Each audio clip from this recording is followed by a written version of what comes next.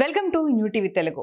YCP అధినేత జగన్ గుంటూరు మిర్చి యార్డుకు వెళ్లారు. అయితే ఆయన పర్యటనకు అధికారులు అనుమతి నిరాకరించారు.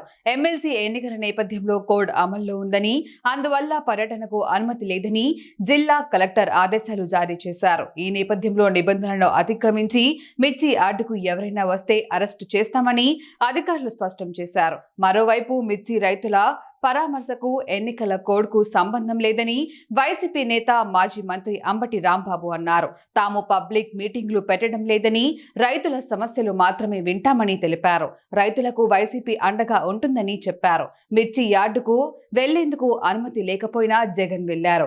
జగన్ రాక నేపథ్యంలో అక్కడకు పెద్ద సంఖ్యలో వైసీపీ నేతలు, కార్యకర్తలు తరలివచ్చారు. అంబటి రాంబాబు, మెరుగా నాగార్జున, అప్పిరెడ్డి తదితర నేతలు జగన్ కు స్వాగతం పలికారు. అనంతరం జగన్ మిర్చి రైతులని పరామర్శించారు. గుంటూరు మిర్చి యార్డు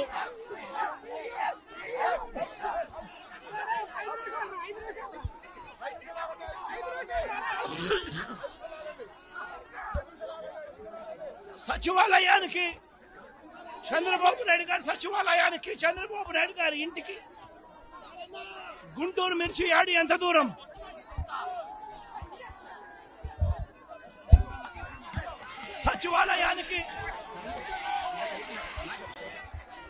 తన సచివాలయానికి కూతవేటు దూరంలో ఉన్న గుంటూరు మిర్చి యార్డులో రైతులు పడతా ఉన్న అవస్థలు చంద్రబాబు నాయుడు గారికి అర్థం కావడం లేదు. చంద్రబాబు నాయుడు గారికి రైతుల కష్టాలు కనిపించినా కూడా చంద్రబాబు నాయుడు గారి కళ్ళు మూసుకొని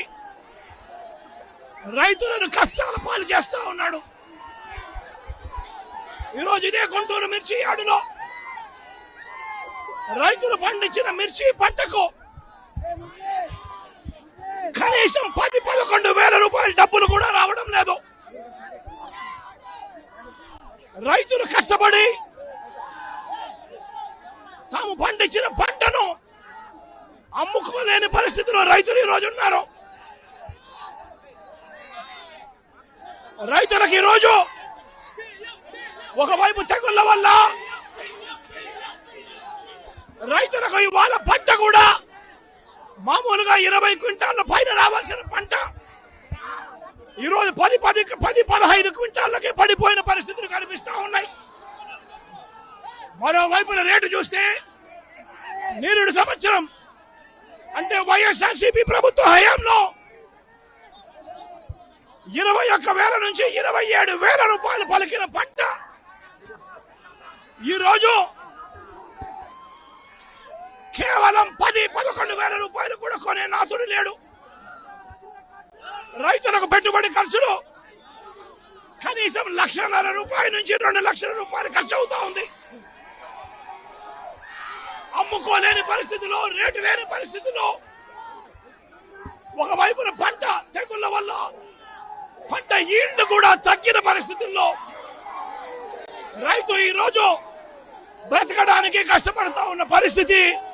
ఇదే గుంటూరు మిర్చి యార్డులో మిర్చి పంట వేసిన రైతుల పరిస్థితి ఇది.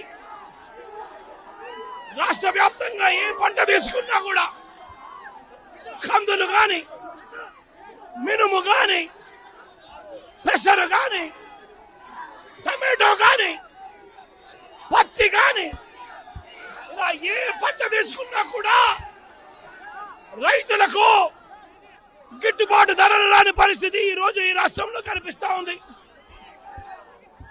మరోవైపున చూస్తే చంద్రబాబు నాయుడు గారు రైతులను దళారీలకు అమ్మేసిన పరిస్థితి కనిపిస్తా ఉంది.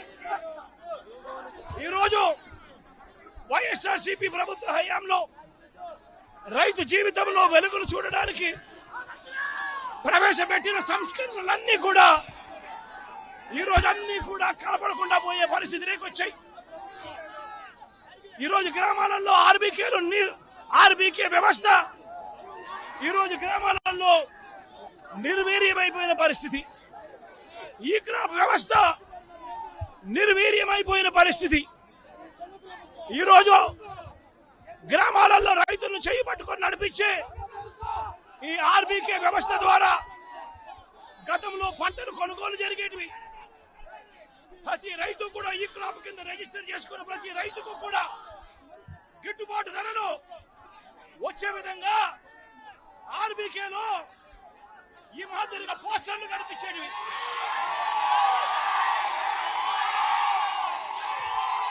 ప్రతి ఆర్బీకేలో కూడా ఈ మాదిరిగా పోస్టర్లు కనిపించేవి. ఈ గిట్టుబాటు ధరల కంటే కూడా తక్కువ రేటుకు ఏ రైతు అమ్ముకోవాల్సిన పరిస్థితి వచ్చేది కాదు. ఒకవేళ అమ్ముకోవాల్సిన పరిస్థితి ఏ రైతుకైనా ఉంటే ఆ రైతు ఆర్బీకేకి వచ్చి రిజిస్టర్ చేసుకుని 1907కు ఫోన్ చేస్తే చాలు, ఆ రైతులకు వెంటనే ప్రభుత్వం జోక్యం చేసుకుని పంటలు కొనుగోలు చేసే పరిస్థితి. ఆ రోజుల్లో ధాన్యం ప్రొక్యూర్మెంట్ కు 65,000 కోట్ల రూపాయలు ఖర్చు చేసి ధాన్యం కొనుగోలు రాష్ట్ర ప్రభుత్వం రైతులకు గిట్టుబాటు ధర ఇప్పించే కార్యక్రమం చేస్తే ఈ రోజు ధాన్యం కొనుగోలులో ఏ రైతుకు కూడా కనీస ధర రాలేదు. ప్రతి ఇతర పంటల కొనుగోలుకు వైఎస్ఆర్సీపీ ప్రభుత్వ హయాంలో 7,000 కోట్ల రూపాయల పైచీలకు ఇతర పంటల కొనుగోళ్ల కోసం ఖర్చు చేసి ప్రతి రైతును కూడా ఆదుకునే పరిస్థితి మా ప్రభుత్వంలో ఉంటే ఈ రోజు రైతులకు గిట్టుబాటు ధర ఇప్పించాలన్న ఆలోచన లేదు. ఆర్బీకేల ద్వారా కొనుగోలు చేయాలి అన్న ఆలోచన లేదు. ఒక నంబర్ ఫోన్ కొడితే చాలు ప్రభుత్వం స్పందిస్తుందన్న నమ్మకం ఈ రోజు రైతుల్లో కూడా కరువైపోయిన పరిస్థితులు ఈ రోజు రాష్ట్రంలో కనిపిస్తా ఉన్న పరిస్థితులు.